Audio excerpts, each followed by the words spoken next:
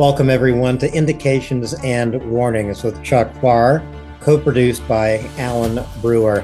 Chuck and I are recording this show of Indications and Warnings on June 12, 2025. It is day 1,205 of Russia's full-scale genocidal invasion of Ukraine.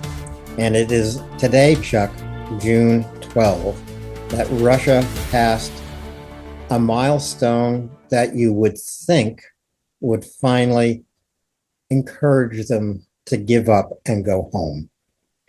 Well, we were talking of these numbers just before the show, in the green room, as it were. Russia has passed 1 million casualties in their, might we say, ill-advised 72-hour military operation to subdue Ukraine. But to put this number into perspective, by the end of this year, Russia will have sustained conservatively, now this is the low ball, 1,130,000 casualties. That is more than the sum total of every human being killed in every war in the 21st century. Syria, Yemen, Afghanistan, the wars that Russia started, Georgia. It's insane. So this is an absolutely self-defeating endeavor, and Alan, Putin is destroying his own nation. He is destroying his own nation, and he's also attempting to destroy Ukraine. We should point out that May has been the second deadliest month for Ukrainian civilians. United Nations released a report today. 183 Ukrainian civilians have been killed in the month of May, 836 injured in the month of May. And we know almost all of these Ukrainian civilians are in Ukraine. They're not in occupied Ukraine, where Russia also carries out atrocities every day. This is in Ukraine, in their homes, in farm villages, in high rises in Kyiv, in Sumy, in Kharkiv. Kharkiv has been particularly hard hit over the last few days with glide bombs. 60 citizens in Kharkiv were injured in the latest strike, 3 killed. So this is how deadly it has become for Ukrainian civilians, Chuck. There is no military, tactical, or moral equivalency between what Ukraine does in its long-range strikes and what Russia does.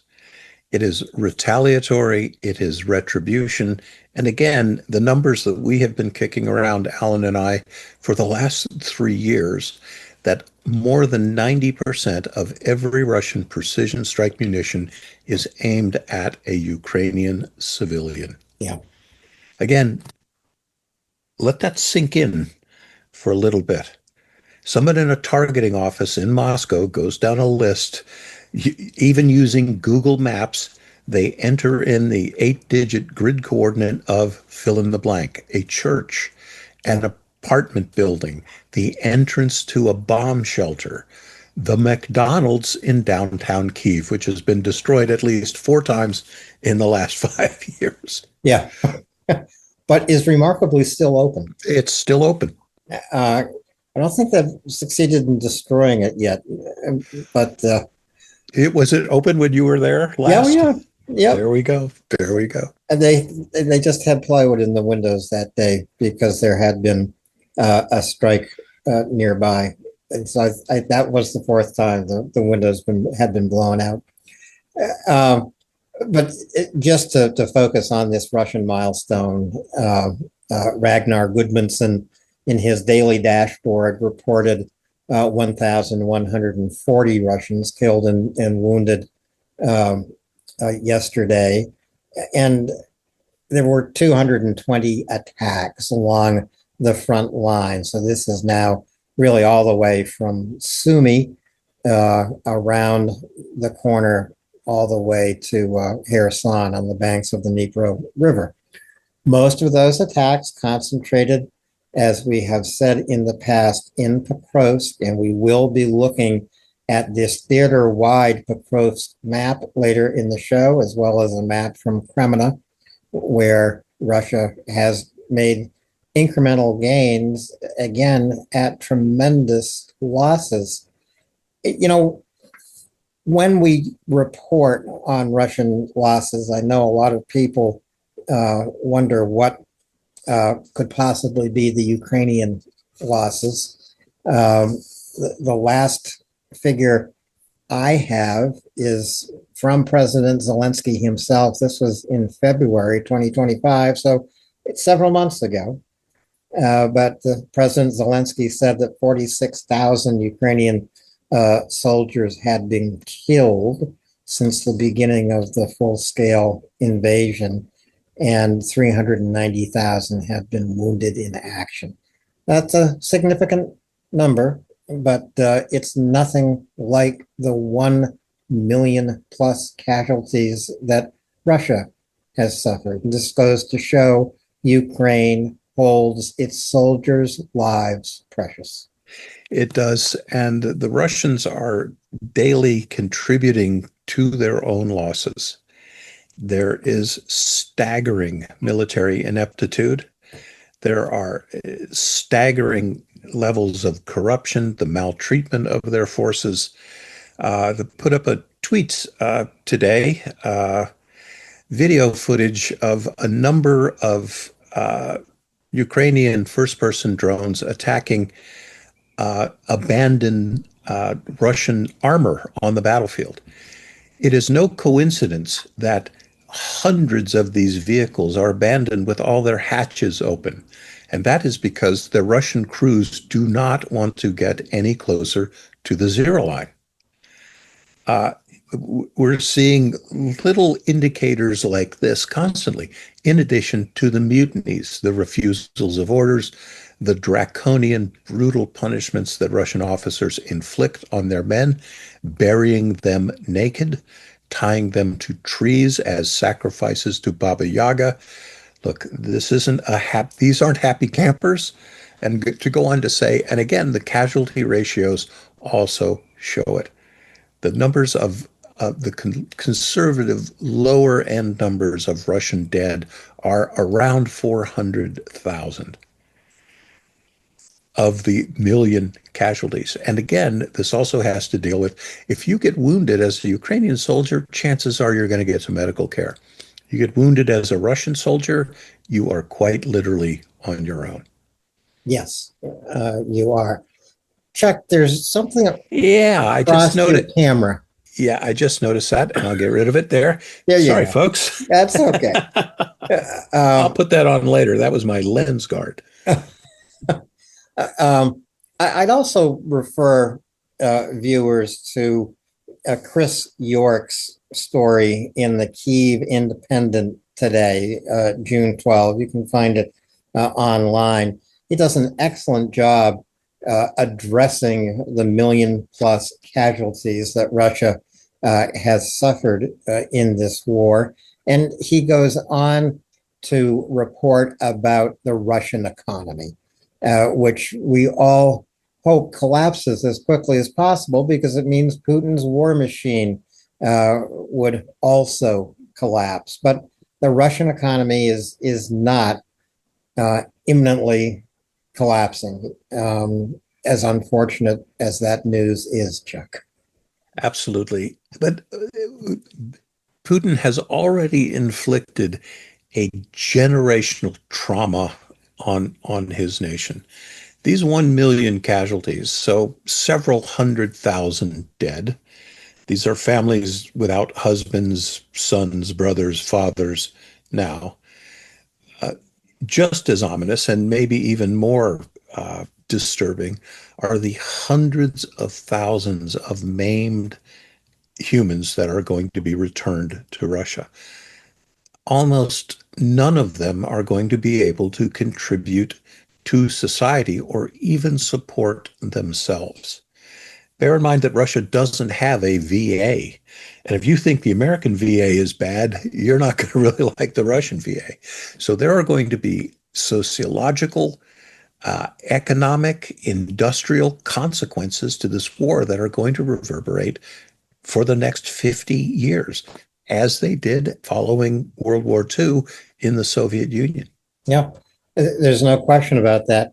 I would not have known today is Russia Day if it hadn't been brought to my attention by, of all people, Marco Rubio, our Secretary of State, uh, sending a note of celebration and congratulation to the Russian people and saying that the United States supports Russia's aspirations.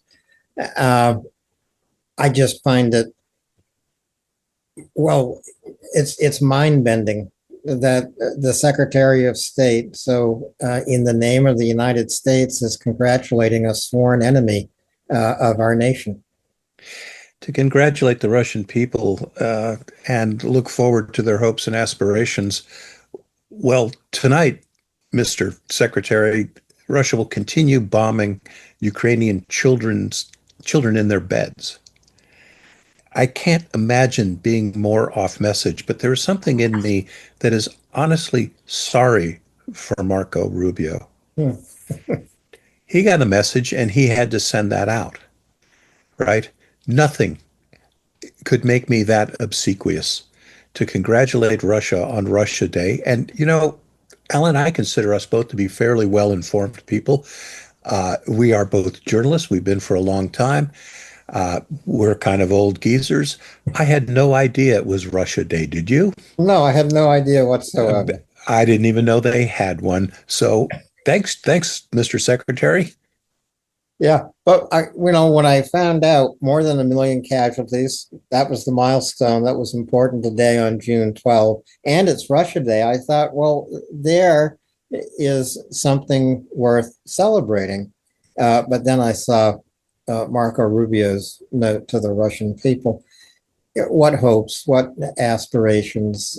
Clearly, no aspiration for peace, no hope for peace whatsoever coming from the Kremlin. Just Putin's intention to sacrifice another 1 million Russian soldiers on the way to what?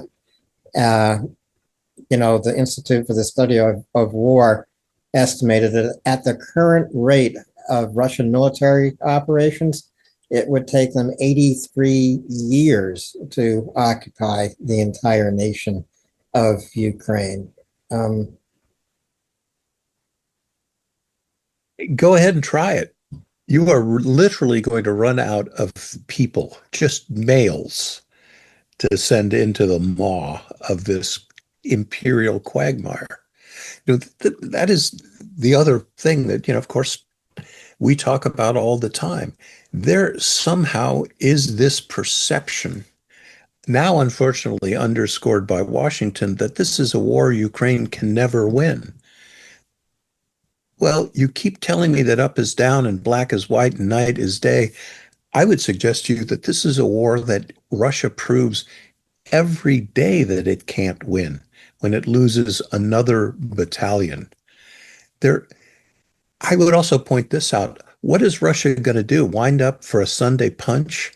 They've been trying to win this war for 3 years, dying in their hundreds of thousands every year. Yeah. A battalion every day up in smoke, day in, day out, week and month out, every day. 360,000 casualties a year. Yeah. Not winning. No, it's not winning. And I thought Donald Trump liked winners. For some reason, he has a mistaken idea because he's forgotten or never knew at least 80 odd years of history. Saying in a press conference today, as a result of World War II, the people forget that Russia was our ally and they loved Germany and Japan, the nations who fought against us. Well, Russia wasn't always our ally in World War II. As a They, matter of fact, Russia and Germany together started World War II. Just an inconvenient fact that Donald Trump either ignores or never knew. exactly. We'll just have to remind everybody that the Molotov-Ribbentrop Pact made the Nazis and Joseph Stalin allies, and they carved up Poland, and the Nazis gave them a green light to invade Finland. There's another reason why no one really likes the Russians. The Soviet Union devoured 20 million of its own people. Not combat losses, folks. These are people who died with a shovel in their hand digging the Volga Canal. Yeah. It is a despotic, imperial, tin pot wannabe conqueror of the world. Well, yeah, Trump said that Russia lost 51 million people fighting World War II. That is a piece of fiction. Russia didn't lose 51 million people fighting World War II. I think, they lost approximately 20 million people. Some of them, they killed themselves. A lot of those losses in the Second World War were Ukrainians. It was Ukraine, after all, that reached Berlin. That was the Russian battle group that arrived in Berlin first. The other thing I'll just say, one of the problems with Trump and his administration is the lies. And I say it's just one of the problems, but how much longer can you believe anything that any of them say? I don't care what the topic is. This always makes me think of Senator Margaret Chase Smith from Maine, who, and she was on the Armed Services Committee, not when I worked in Washington, but before I got there, but a very, very famous hearing. And she stopped a general in his tracks by saying to the general, if I can't believe your little lies, how do you expect me to believe your big ones? This is pretty much the point we have arrived at in the Trump administration, Chuck. Well, there is a wider informational conflict going on here, and that is this introjection of the Russian viewpoint into all of the sort of media that covers the war. I'm encouraged and I'm very flattered, and I thank everyone who comments how much they enjoy this show. But what really moves me is when people say this is the only place we can get this sort of information. Folks, we don't make this stuff up. No. Right? We're just pointing out to you the stuff that is, multiple sources. We've got literally people on the battlefield. We've got scores of journalists in Ukraine that we're in daily contact with. Alan and I both, we write for the Kyiv Post. We're constantly in this. Our sources of information are good. There's so much of the United States and the West that is being perception managed. Yeah. Right? And something learned long ago in intelligence, perception trumps reality 100% of the time. It's happening every day, especially in relation to the war of self-defense that Ukraine is fighting. Just before we get to a couple of maps, Chuck, I do want to return briefly to the number of civilian deaths under Russian attack in Ukrainian cities, and again, all the way from Sumy through Kharkiv, through Toretsk, Pokrovsk, Minorod, just outside of Pokrovsk, all the way to Kherson, where there are daily drone safaris that pick out unlucky individual Ukrainians simply trying to get from home to the market and back again, or even worse, Russian drone pilots targeting ambulances, fire trucks, first responders. This is part and parcel of what Russia is trying to do in Ukraine, to destroy civilian life in every way possible and destroy every sense of safety that Ukrainian civilians to this day still have, actually. Yeah, it is another thing that Russia doesn't realize. In fact, most great powers haven't grasped this nettle of truth, and that is nobody ever gets bombed into submission. You galvanize the public, right? Any group, whether it's a family, a rifle fire squad, a platoon, a company, when you stress it, it pulls together. That's why boot camp has the shouting and the shoving and they are getting people to bond, probably for the first time in their lives. You can scale that up to the national level, right? The North Vietnam was not bombed into submission, and we used B-52s. Yeah. Right? London was not bombed into submission in the Blitz. And Ukraine will never be bombed into submission. Every one of these civilian attacks, though horrendous, is counterproductive. And the other thing I will point out is somewhere between 50 and 80 and sometimes 100% of incoming Russian weapons are intercepted. Now, there are good nights and bad nights, but if I had to pick a median number, it's between 60 and 75%. Yeah. That's pretty good. The problem is when you're aiming at apartment buildings and chemotherapy wards and children's hospitals, when one gets through, it's a tragedy. Yeah. And Russia is improving its weapons, and they are improving their attack tactics. I know that recently Russia has been using an upgraded Shahed drone called a Garin 3. It's the Russian version of the original Shahed. It's jet powered, goes 500 to 600 kilometers an hour, which is more than twice the speed of the original Shahed drone.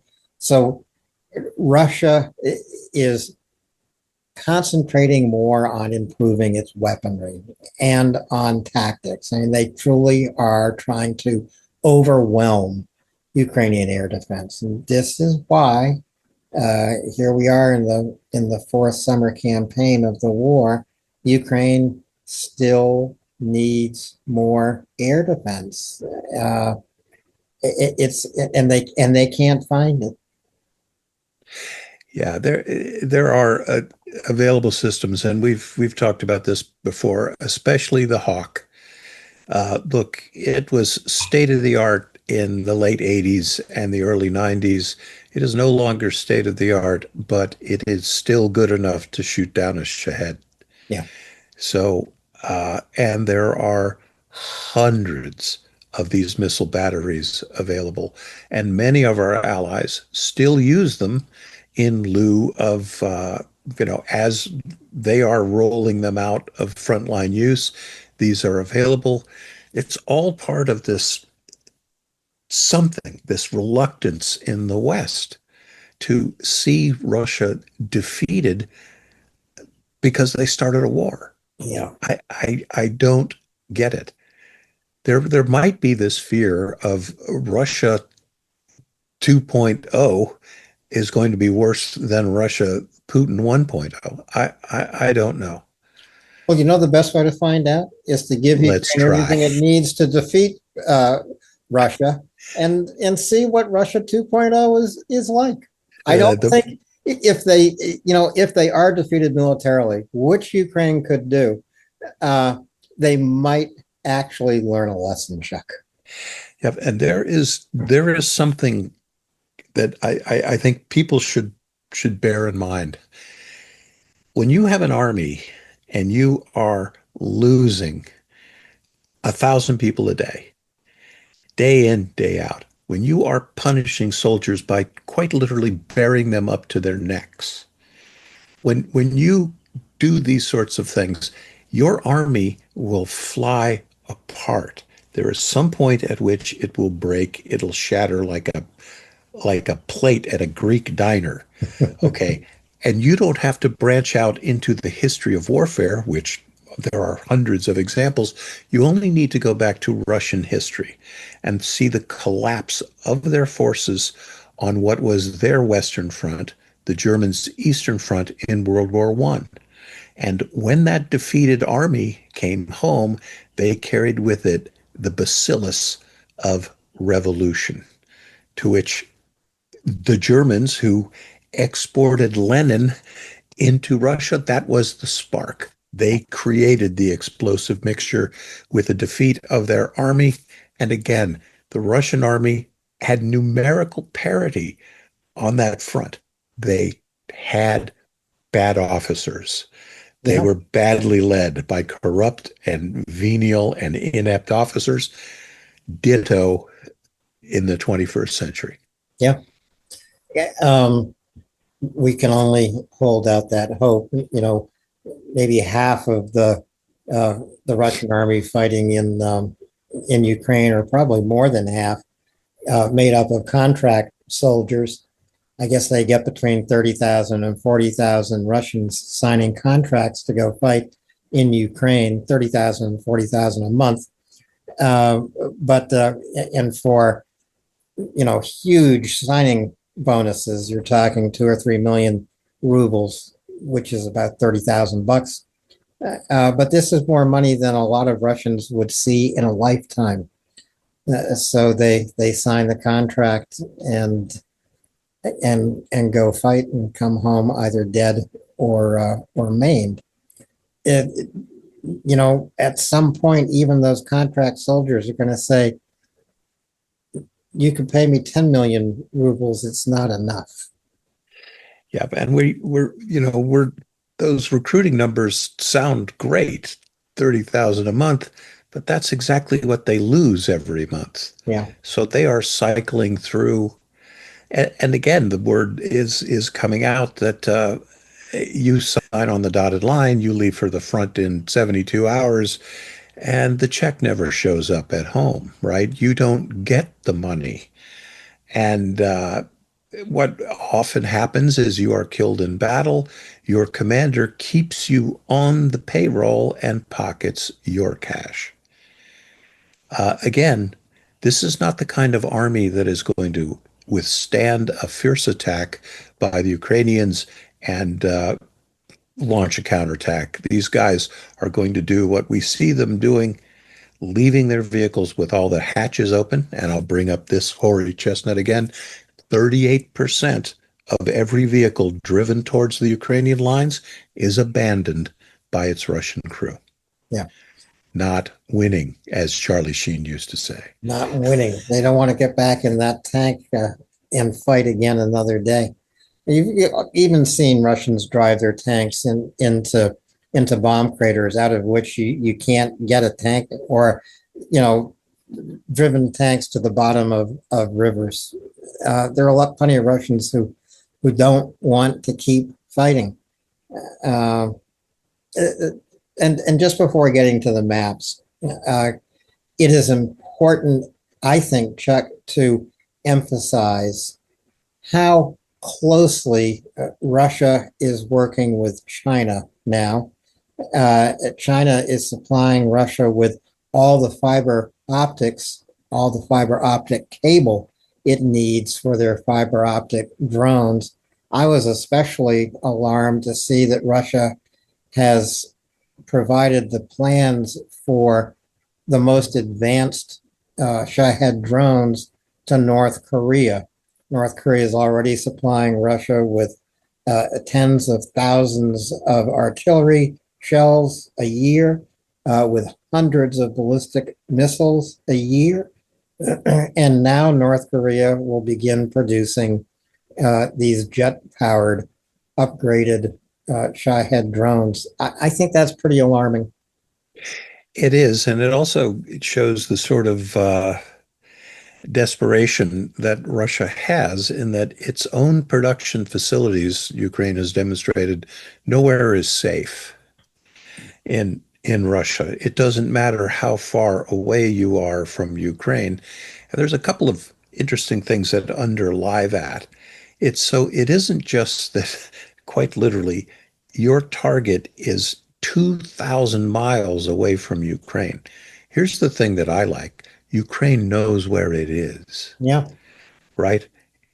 You can't hide it. They know where it is. And Operation Spiderweb is now fading into the rearview mirror, but I promise you, another quantum leap in skullduggery is on the way. yeah, It's absolutely going to happen. Alan and I'd like to say this, we sort of predicted everything that went on. When the first Generation 1 unmanned surface vessels were out, we were predicting subsurface vessels will follow. They did. yeah. We predicted unmanned surface vessels launching anti-aircraft weapons of increasing sophistication. They did, up to the 9X Sidewinder, which is a pretty good piece of gear. And if you don't believe me, ask those Sukhoi pilots who had to swim home. Hmm. It's so the sky is literally the limit. Out of Yeah, the box thinking is that's don't come to work in Ukraine without the out of the box solution. right. But it's interesting that you point out something that hadn't actually occurred to me. What's the reason Russia provided the plans to North Korea? It's so there's a factory outside Russia where drones can be mass produced. Surely the Ukrainians can't attack that factory in North Korea, but who knows? Maybe they can. Who knows precisely? And the other thing is the proliferation of that technology. So it's not even, proliferation of WMDs or chemical weapons, radiological weapons. There's also the proliferation of the technology. Yeah. Could remind everybody that Russia and North Korea have had a symbiotic relationship for some time. The North Koreans have just completed a diesel electric submarine that can fire subsurface ballistic missiles. All of that technology is Russian. Yeah. Uh, that's the quid pro quo. We don't hear a lot about North Korean troops anymore, but I'll remind everybody they sustained 30% killed, not just casualties, killed during their Kursk operations. So fixing bayonets and yelling "Ura" and charging at the Ukrainians is a very short way to complete your military career. Yeah, it is. Uh, sure, the North Koreans have learned a lot about drone warfare, but they haven't lived long enough to practice it. I imagine the South Koreans are pretty alarmed at this news of North Korean production of the most advanced drones, killer drones that are aimed at cities. Um, this is what Russia has given to North Korea. You know, you need to always contrast this alliance, Russia, Iran, North Korea, China, with the allies who surround Ukraine. Uh, what more can they do? A lot more. Unfortunately, today in Kyiv, German Defense Minister Pistorius said Germany's not delivering Taurus missiles to Ukraine. They are delivering IRS-T defense systems to Ukraine for the next 3 years. So, that's something. Ukraine needs more air defense. They're getting one of the best systems available from an ally, but they're not going to get the Taurus missile, apparently. Yeah, and in the big scheme of things, if I had to put one in one hand and one in the other, look, there are Iris-T batteries defending cities in Ukraine that have never missed. Yeah.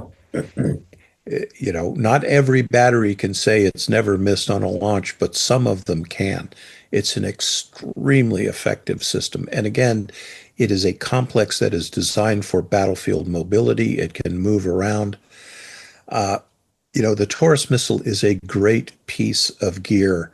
Here's the but for the cost of maybe 1/10 or maybe even 5% of the cost of a Taurus missile, Ukraine already has platforms that can reach that far. Now they don't get there with the Cadillac ride and radar absorbing coatings and onboard electronic warfare and countermeasures, etc., but they still get to the target. Yeah. And they still hit it. So Taurus would be great, but it isn't a world beater. Right. And but again, it's a little disappointing to discover that German politicians take their promises just as seriously as American politicians do. Yeah. Well, they could still change their minds, I guess. I mean, who knows? Uh, Norway is actually doubling the number of F-16 jets that they have promised to Ukraine. That's important. Again, doesn't get them 200 F-16s for their Air Force, but it gets them, I guess, a dozen more.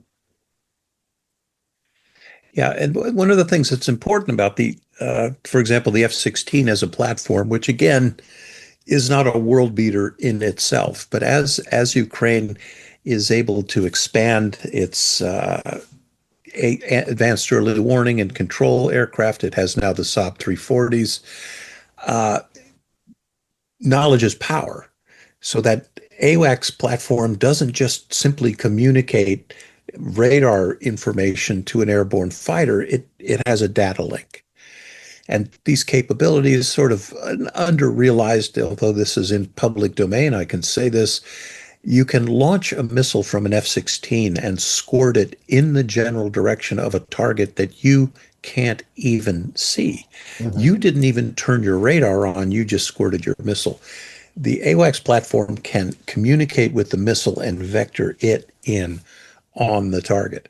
So these are capabilities now that the Russians have to worry about, Yeah. and that's good.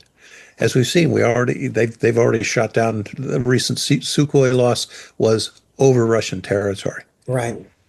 And I think we'll see more of that, especially if as more F-16s reach Ukraine. And as Chuck points out, it's not just the Saab AWACS plane that's helping, but it's the Link 16 system, which is a NATO standard system for pilots to plug into in combat. It gives them all the information they need so they don't have to turn their radar on and locate threats themselves. They get all that information via Link 16 and the Saab AWACS. Well, we should go to a couple of maps today, Chuck. And I think the first map we should visit is the theater-wide map. This is your map from June 12, which is today. A reminder, everyone, tomorrow is Friday the 13th. This is why Chuck and I are doing a show today, not tomorrow. But it's in this theater-wide map, stretching from Chazov Yar all the way to Pokrovsk, that the majority of the 200 plus daily attacks by the Russians occur. And they're not showing much for these daily attacks anywhere we look on this map, Chuck. Right. And, again, and this map is of a larger scale than Alan and I normally like to operate, because I like people to see the roads and the small roads and the little villages and get a good idea of the topography, which you can't really do on this map. But it's good to illustrate what we're going to talk about today because it is so big. So I'm looking at 2, 4, 6, 8, 10, 12, 13, 14 points of contact. just even as a layman, you look at these attacks and you see that they are not concentrated anywhere. There's a principle in military science called mass. And what you want to do is at the point of contact, you want to have overwhelming force against your adversary. The other thing that these attacks do, for example, the three attacks south of Chasiv Yar, you can see that none of their attack vectors converge on anything. They are they are literally higgly-piggly all over the battlefield. Again, people get tired of hearing me saying this because I report this on every single map that Alan and I put up. There seems to be no rhyme or reason in this. Yeah. The other thing I will say about every one of these attacks, when you see me put a blue halo around something, that means a Ukrainian victory and a Russian defeat. If you see a blue arrow, that means that Ukraine has actually penetrated the zero line and taken the fight to the Russians. Generally, every one of these attacks, they are platoon or company sized, and in every attack, Russia loses between 30 and 85% of the attacking force. Ergo, a battalion a day. Mhm. Alan, that's not good. Oh, the other interesting thing about this map, especially today, as we talk about Russia passing the million casualty milestone, probably a quarter of those casualties occurred uh, inside the boundaries of this map, Chuck. Yes, Ukraine didn't hold on to Bakhmut. It has held on to Chasiv Yar for almost more than a year now. But so a million casualties, at least 250,000 of those casualties occurred within the boundaries of this map around Bakhmut and on the way to Chasiv Yar, on the way to Pokrovsk.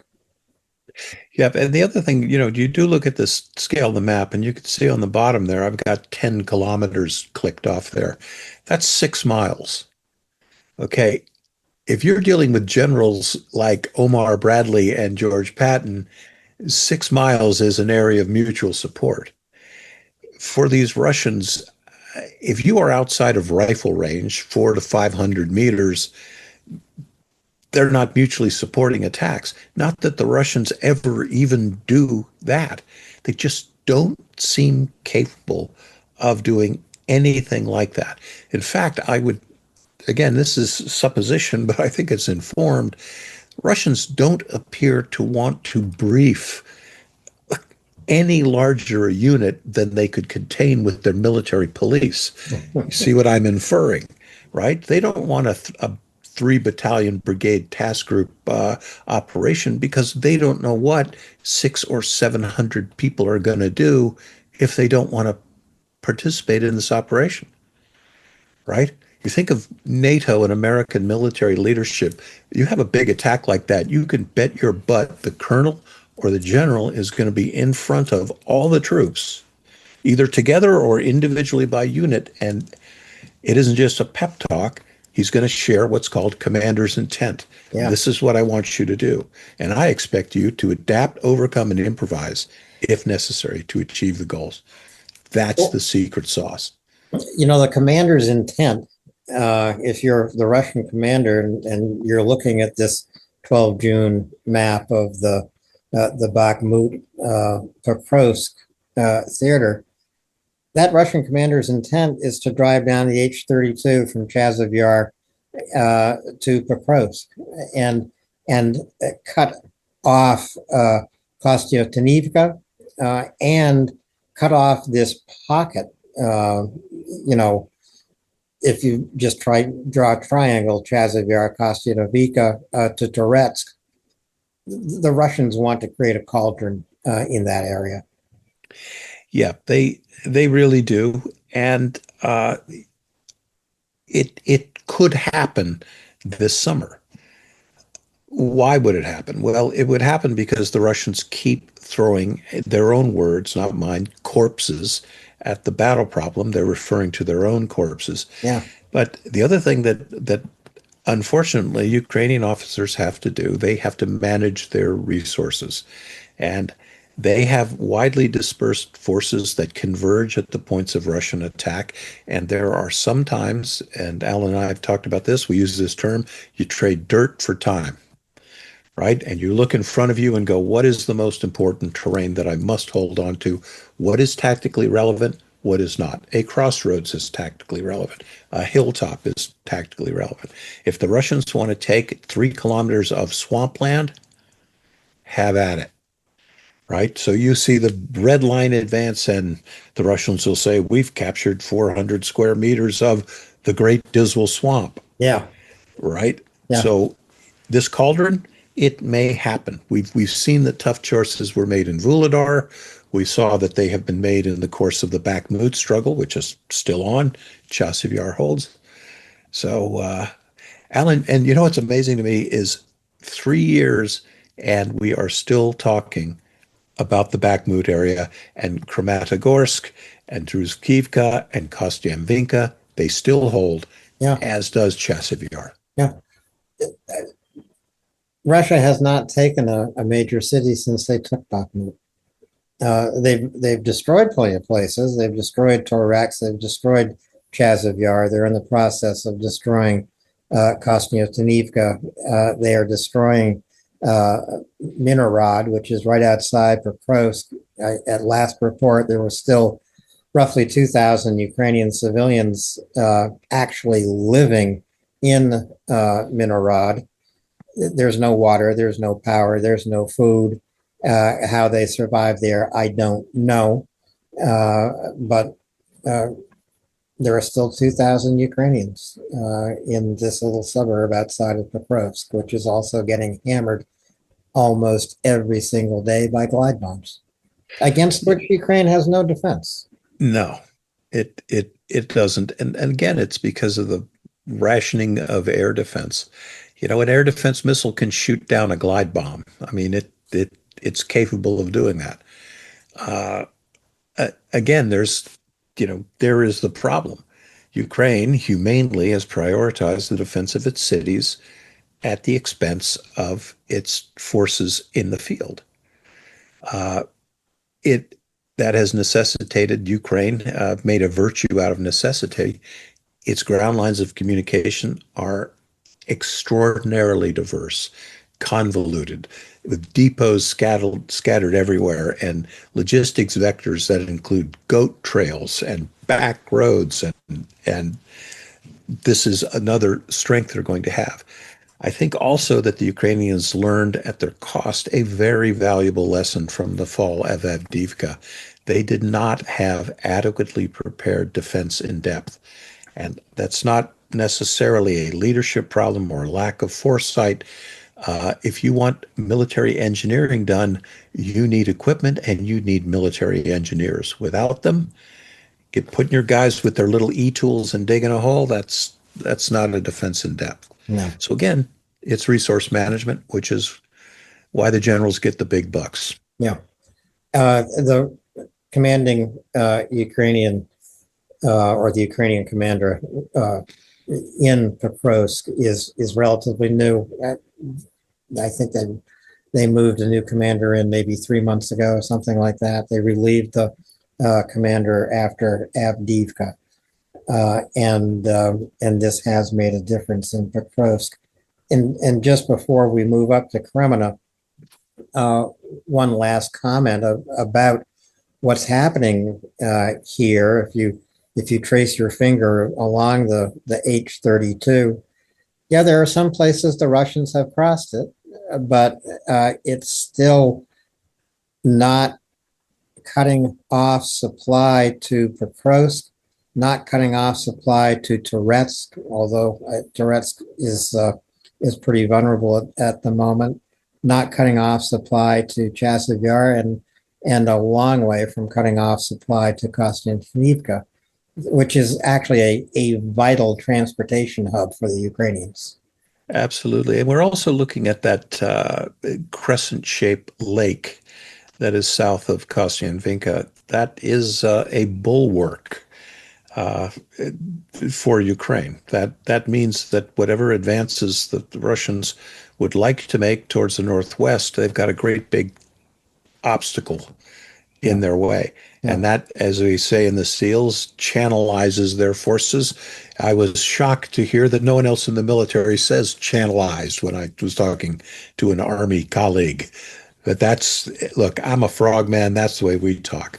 So, and so we'll see. And there's a lot that Russia wants to do. And Alan, increasingly, I think there's things they can't do. They Right. cannot execute. Right. And they're not executing down around Pokrovsk. So if we move to Crimea, Chuck, um, substantial distance away. This is a map from June 11.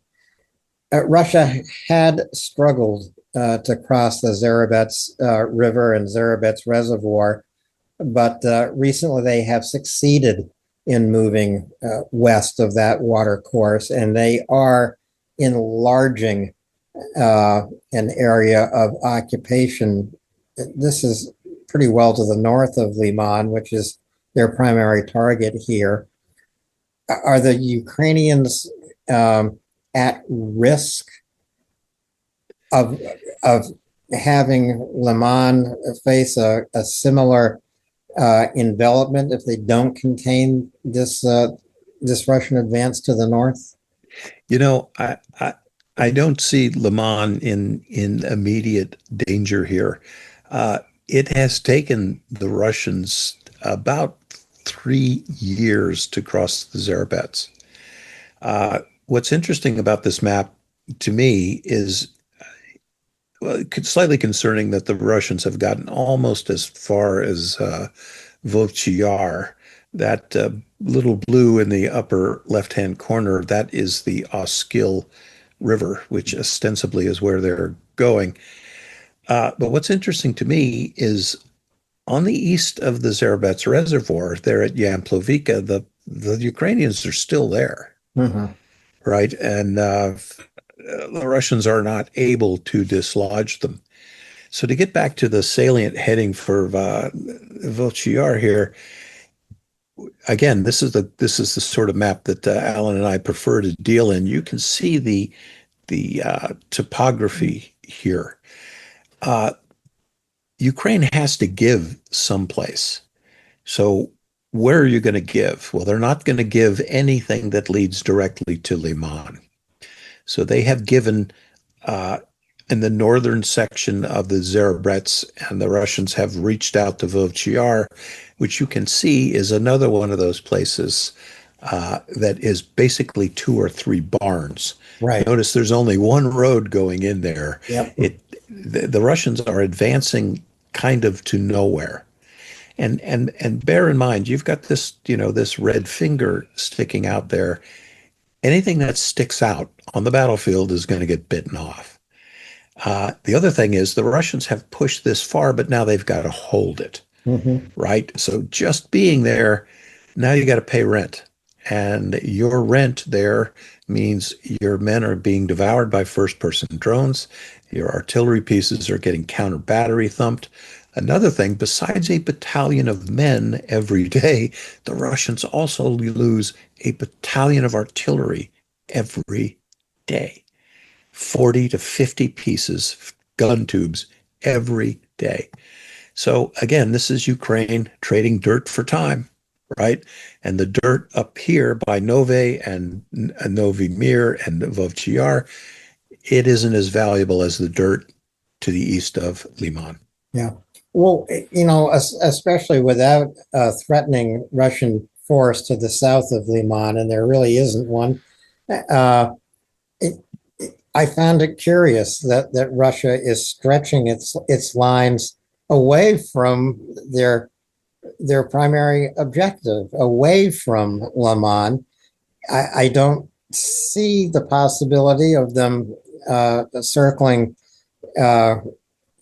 around to the north and west. It just so here they are. They have lengthened a line that doesn't seem to serve them any purpose.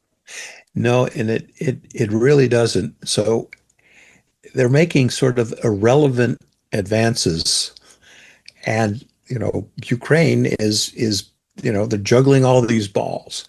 What's my loss rate? How much fuel do I burn? Ammunition a day, men, casualties, vehicles, etc.